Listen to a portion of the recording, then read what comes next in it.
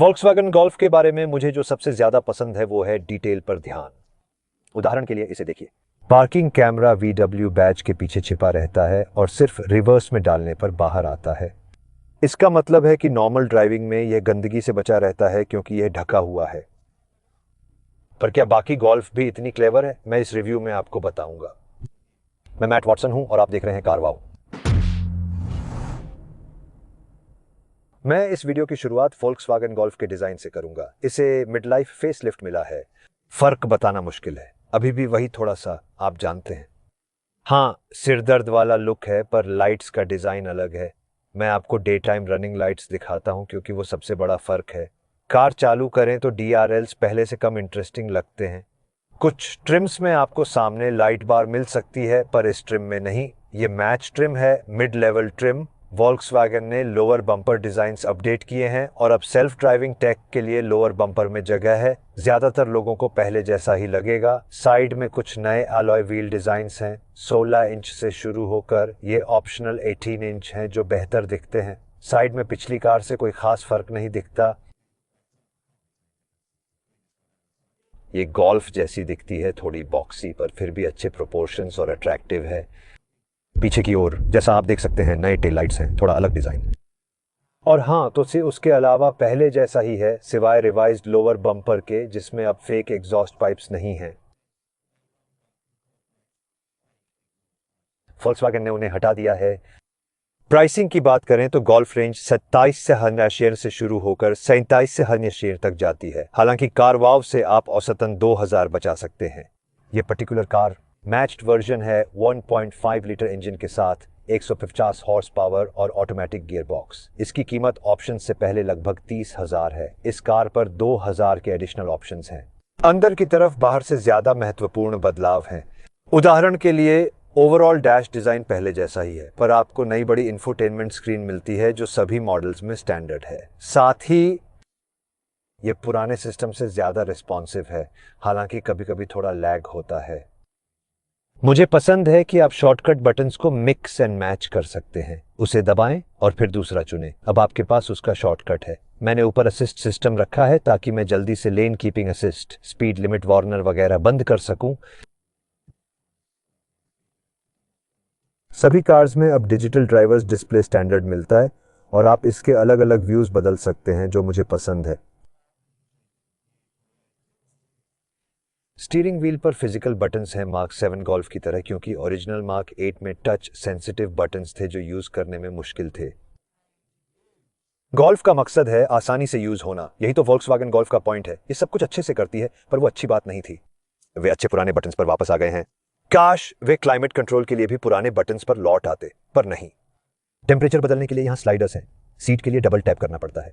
Volume control के लिए यहाँ स्लाइडर है। फैन के लिए वो बटन दबाएं और फिर स्क्रीन पर प्रेस करें, जो आइडियल नहीं है। क्या मुझे इसके लिए कुछ बटन्स वापस मिल सकते हैं वोल्क्सवैगन? कम से कम ये स्लाइडर थिंग्स अब बैकलिट हैं तो आप रात में देख सकते हैं क्या दबा रहे हैं। ओके, अब मैं कुछ और चीजों के बारे में बात करता हूँ। तो क्वालिटी वाइज हाँ, यहाँ सब ठीक है। हाँ, स्क्विजी सॉलिड महसूस होता है। हाँ, डैम्प्ड है। कंट्रोल्स और स्टॉक्स अच्छे हैं। वो गोल्फी जैसा फील होता है जैसा होना चाहिए। मुझे नहीं लगता कि इस कार का इंटीरियर क्वालिटी कंपटीशन से बहुत ज़्यादा बेहतर है जैसा पहले हुआ करता था। यह अब ज़्यादातर कार्स के बराबर है, कुछ खास नहीं पर बुरा भी नहीं। चलो अब स्टोरेज के बारे में बात करते हैं। तो यहाँ नीचे थोड़ा सा और देखो, आप इसे आगे स्लाइड कर सकते हो आर्म रेस्ट बढ़ाने के लिए, लेकिन फिर यह कप होल्डर का यह हिस्सा कवर कर देता है। वैसे आपके पास एडजस्टेबल साइज कप होल्डर है। आप इस बटन को दबाएं और यह होल्ड करेगा। पतली बॉटल्स को ज्यादा टाइट, बस इसे वापस ऐसे रख दो। वहां आपकी की के लिए जगह है गियर सिलेक्टर के कंट्रोल के पास। और अब आपके पास सभी मॉडल्स में स्टैंडर्ड वायरलेस चार्जिंग है। और क्या आप वो वेंट्स देख सकते हैं? यह आपके फोन पर ठंडी हवा फेंकता है ताकि वह वायरलेस चार्जिंग के दौरान ओवरहीट ना हो।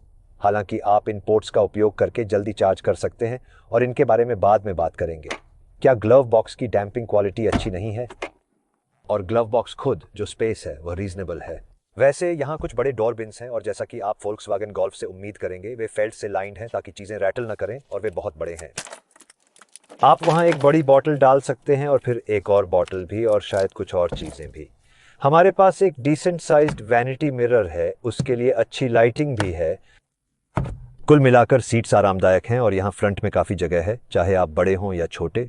गोल्फ के बैक में हेडरूम अच्छा है। नी रूम ठीक है, लेकिन लंबे पैर वाले लोगों को थोड़ा क्रैम्प्ड लगेगा। फिर भी फुटवेल्स का साइज ठीक है और आप सामने वाली सीट के नीचे थोड़ा स्ट्रेच कर सकते हैं। हालांकि बीच में फ्लोर पर एक हम्प है, इसलिए जब आप एक साथ 3 लोगों को गिनते हैं तो आपको उसे स्ट्रैडल करना पड़ेगा। और सच कहूं तो इस कार का बॉडी बहुत वाइड नहीं है, तो अगर आप एक साथ पीछे 3 एडल्ट्स बैठाते हैं तो थोड़ा स्क्वीज महसूस होता है। आपके पास कुछ पॉकेट्स हैं और ये छोटी पॉकेट्स जो मुझे लगता है मोबाइल फोन रखने के लिए हैं। आपके पास डिसेंट साइज डोर बिन्स भी हैं, देखो आप उनमें एक बड़ी बॉटल फिट कर सकते हैं। और यहाँ नीचे एक स्पेस है, मुझे लगता है वहां आप 3 जोन क्लाइमेट कंट्रोल पा सकते हैं और हाई स्पेक मॉडल्स में उसके लिए वहां एक कंट्रोल है, लेकिन इसमें नहीं है, तो आपके पास बस वो है, पर वो परफेक्ट है। ग्रेट। नीचे आपके पास USB-Cs है। कुछ कप होल्डर्स वहां हैं जो थोड़ा अनोइंग है, क्योंकि जब आप आर्मरेस्ट नीचे करते हैं तो वे एक्सपोज्ड रहते हैं, इसलिए उसका यूज करना उतना आरामदायक नहीं है। लेकिन आपके पास कुछ थ्रू लोडिंग है जो अच्छा है। और देखो यहाँ आप देख सकते हैं कि आइसोफिक्स एंकर पॉइंट्स तक पहुंचना बहुत आसान है। वास्तव में जब बेबी सीट फिट करने की बात आती है तो डोर्स काफी वाइड खुलते हैं, इसीलिए बेबी सीट डालना या आइसोफिक्स एंकर पॉइंट्स ढूंढना कोई परेशानी नहीं है। हालांकि एक बड़ी रियर फेसिंग सीट के साथ आपको फ्रंट पैसेंजर सीट को थोड़ा आगे करना पड़ सकता है। रियर फेसिंग सीट के लिए जगह बनाने के लिए गोल्फ का बूट कैपेसिटी 381 लीटर्स है, जो मर्सिडीज ए क्लास और टोयोटा कोरोला से थोड़ा बड़ा है। हालांकि इस कैटेगरी की लगभग हर दूसरी हैचबैक का बूट थोड़ा बड़ा होता है। गोल्फ का बूट अच्छा और स्क्वायर है, जो इसे बहुत यूजेबल बनाता है। साथ ही सामान उठाने के लिए ज्यादा लोड लिप नहीं है। और देखो जब आप रियर सीट्स को फोल्ड करते हैं तो कोई रिज नहीं होती, इसलिए फिर भारी चीजों को आगे स्लाइड करना आसान हो जाता है। कुछ अन्य अच्छी फीचर्स भी हैं, जैसे चीजें लटकाने के लिए हुक्स, 12 वोल्ट चार्जिंग सॉकेट अगर मैं कवर हटा सकूं तो। और देखो ये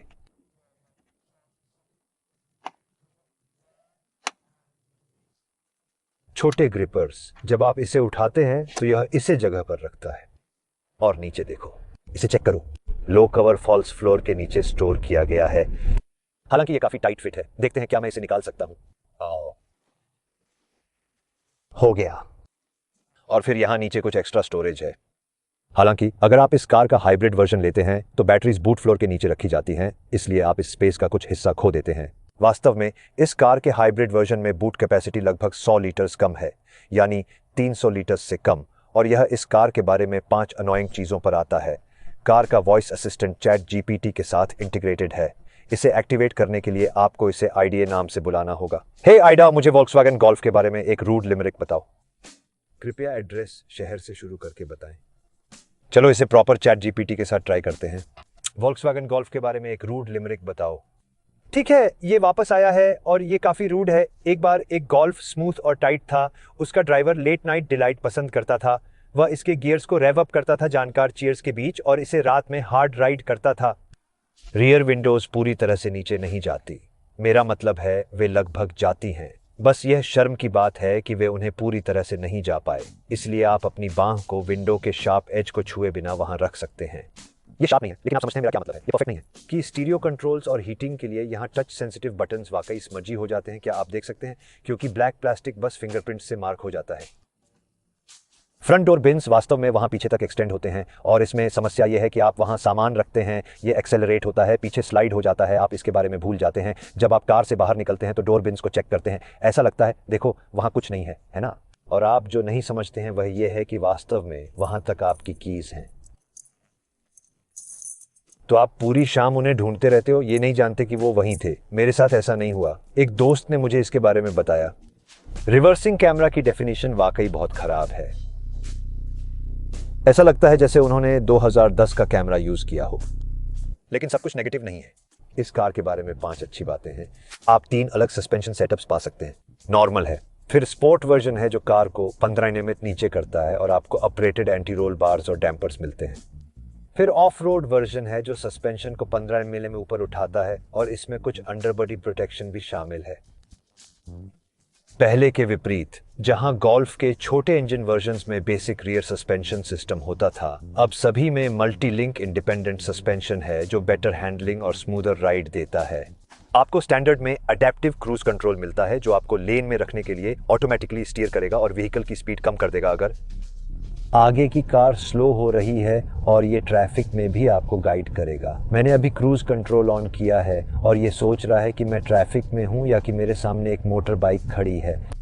ये एग्जैक्टली ह्यूमन नहीं है, लेकिन शायद ये एक्सपेक्ट नहीं कर रहा कि कोई ह्यूमन इस तरह रोड के बीच में खड़ा होगा। वैसे ये रोड नहीं, बस एक फील्ड है, लेकिन आप समझ गए होंगे।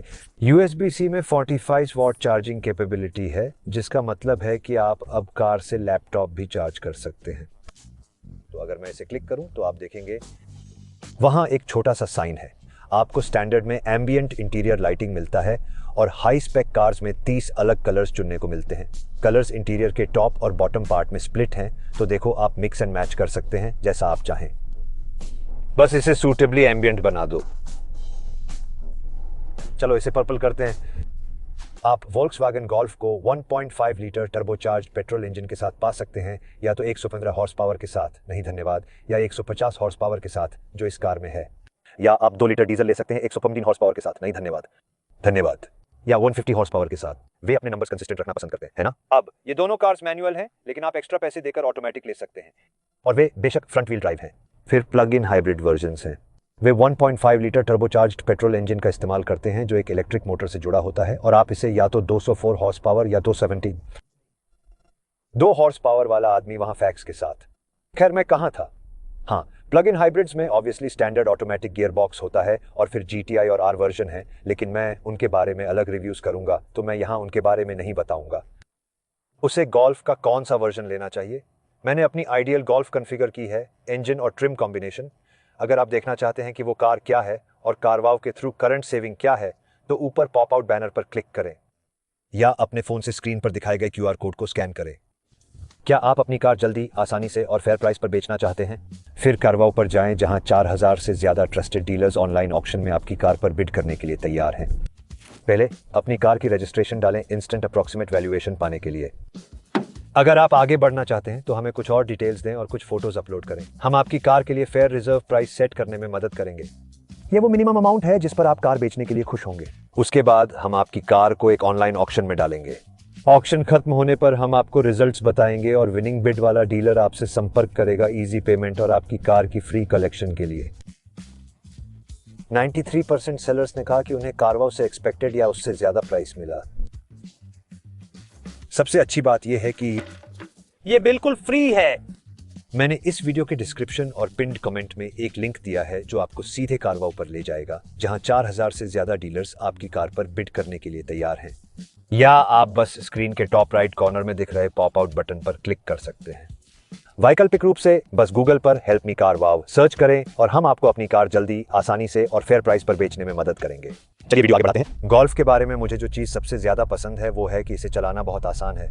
ये स्टैंडर्ड बेसिक सेटअप पर है और बम्प्स को बहुत अच्छे से हैंडल करता है। एक बहुत ही आरामदायक कार है। फिर ड्राइविंग पोजीशन है जो मुझे लगता है एक्सेलेंट है।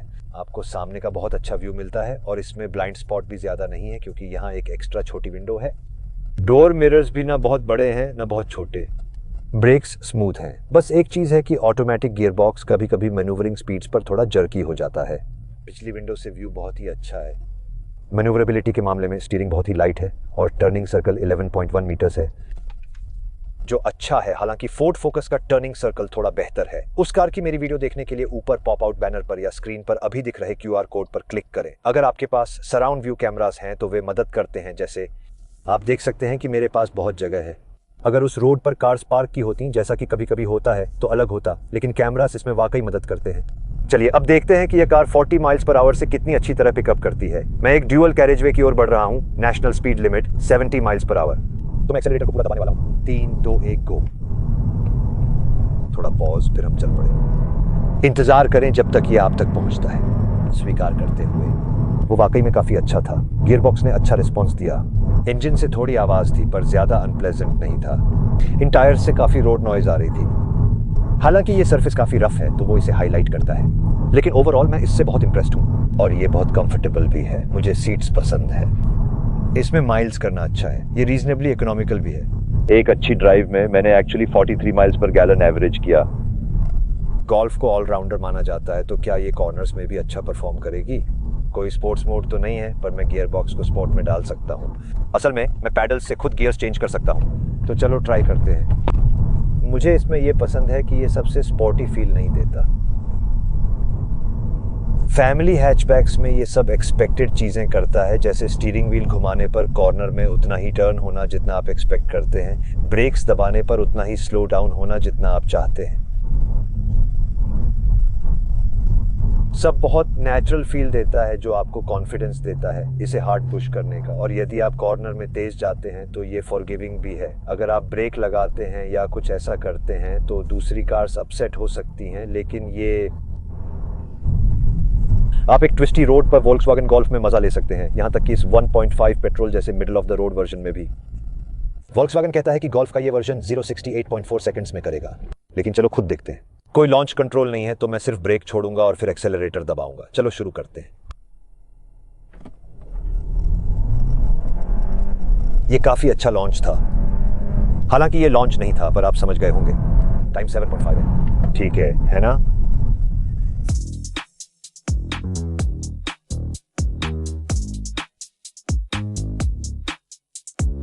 तो फिर वोल्क्सवैगन गोल्फ पे मेरा फाइनल वर्डिक्ट क्या है? क्या आपको इसे अवॉइड करना चाहिए, कंसीडर करना चाहिए, शॉर्टलिस्ट करना चाहिए या सीधे जाकर खरीद लेना चाहिए? मेरा मानना है कि आपको इसे शॉर्टलिस्ट करना चाहिए।